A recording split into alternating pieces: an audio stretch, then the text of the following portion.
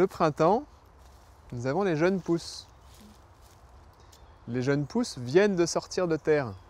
Donc elles n'ont pas eu le temps de se faire parasiter, c'est-à-dire elles n'ont pas eu le temps qu'il y ait des animaux qui viennent pile poil dessus faire leurs besoins. Elles viennent de sortir. Puis c'est les têtes, là c'est en hauteur. Vous voyez? Là je ne connais pas un seul chien qui est capable d'aller mettre ses fesses pour faire ses selles dessus. Donc j'ai aucun problème à cueillir les têtes d'ortie là ici. Et selon moi il n'y a pas de risque. Si vraiment vous êtes pas à l'aise avec ça, bah vous faites cuire. Vous faites cuire et la cuisson réduit les risques. Donc si vous cueillez à cette hauteur, selon moi vous pouvez manger cru, même dans la nature comme ça. Il faut savoir que l'ortie, quand on la caresse comme ça, elle ne pique pas. Ensuite, dans la nature, on peut faire la petite boulette. On casse tous les poils, tac, tac, tac, tac.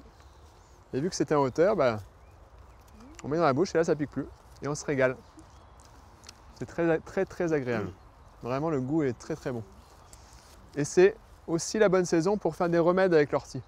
On prend les têtes, vous pouvez les faire soit macérer dans l'alcool comme on va faire tout à l'heure, soit les faire sécher et faire des tisanes, des infusions.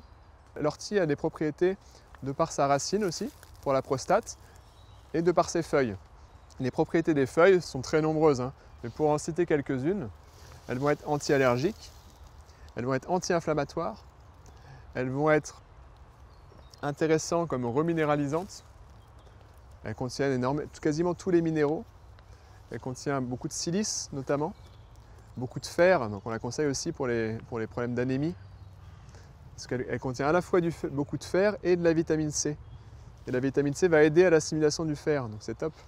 Et beaucoup de chlorophylle, qui aide aussi dans les problèmes d'anémie.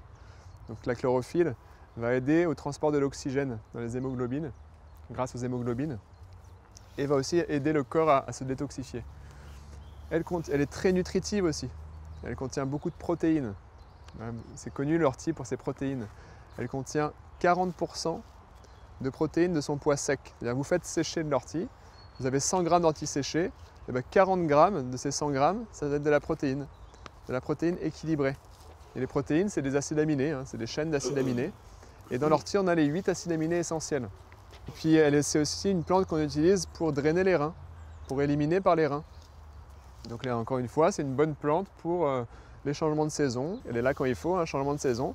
On termine l'hiver, on arrive au printemps, c'est le moment de faire une petite cure d'ortie qui va nous aider à éliminer un petit peu les accumulations de l'hiver. Les cristaux, les acides, les polluants, les pollutions atmosphériques, les pollutions alimentaires, les pollutions fabriquées par notre corps qui n'a pas beaucoup bougé pendant l'hiver, etc. Et c'est une plante qui va être tonique générale aussi, un peu comme j'ai parlé pour le chêne. Ça fait partie des plantes aussi qui travaillent un peu sur la globalité de notre organisme, qu'on pourrait appeler des adaptogènes, c'est-à-dire qui vont nous aider à nous adapter un petit peu au stress de la vie, au manque de sommeil, aux agressions, aux pollutions. Enfin, c'est une plante qui équilibre, quoi. Qui équilibre et qui donne de l'énergie. Son petit nom scientifique, c'est Urtica. Urtica dioica. Et dioica, ça veut dire que vous allez trouver il y a deux maisons. Dioica dit deux maisons. Et vous allez trouver des orties mâles et des orties femelles. Les deux s'utilisent pour que ce soit l'ortie mâle ou l'ortie femelle, on peut utiliser ces feuilles de la même manière, même les racines. C'est juste que quand ce sera en fleurs, on pourra constater qu'il y en a une, c'est des fleurs mâles, et l'autre, c'est des fleurs femelles.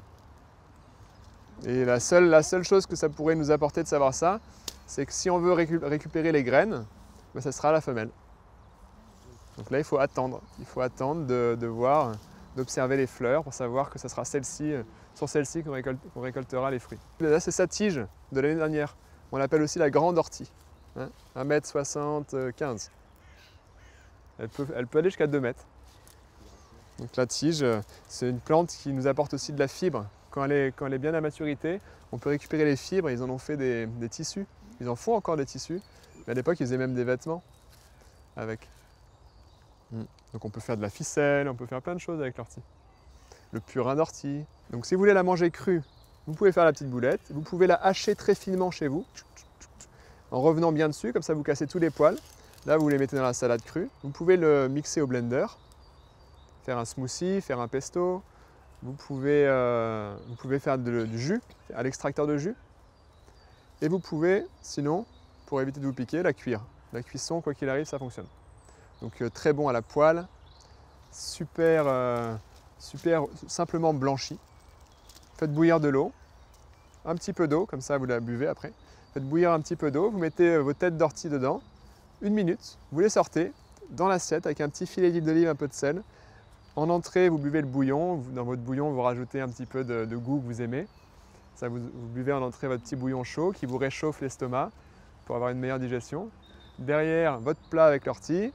Et à la fin, vous gardez encore un peu de l'infusion du départ et vous faites une petite infusion d'ortie. Ça, c'était un repas ortie. Pour ne pas se piquer, vous faites attention de respecter ce sens qui est de bas en haut. Mais pour être sûr de ne pas vous piquer, les gants épais.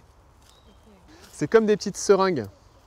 Les poils, en fait, ils vont dans cette direction là, comme ça. Donc là, je les caresse dans le bon sens. Après, on cherche le plantain. Ouais, dans le bon sens du poil. Et en fait, les poils, c'est comme une petite seringue qui sont faits de calcium et de silice. Ils sont cassants et ils rentrent sous la peau. Et dans le poil, il y a un liquide qui est sous pression, qui est injecté. Et dans ce liquide, il y a de l'histamine, des leucotriènes, de l'acétylcholine, bref, un cocktail de molécules qui crée une inflammation et une irritation et qui crée la douleur. Le seul moyen de ne pas se piquer en cueillant l'ortie, sinon, avec les mains nues, c'est d'avoir des mains calleuses, d'avoir des mains cornées, de travailleurs. Hein. Et là, la petite aiguille, elle se casse dessus, elle ne rentre pas. À ce stade-là, on prend les 6 dernières feuilles à peu près. Quand c'est tout jeune, tout débutant au printemps, là, on peut tout prendre. Mais là, ça commence à être en hauteur. Donc on prend la tête.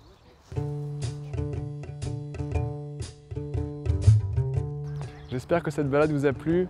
Je vous invite à mettre un petit j'aime, un petit commentaire et surtout à vous abonner à ma chaîne YouTube. Et si vous voulez me suivre dans la nature, à vous abonner à ma newsletter sur mon site www.lechemindelanature.com.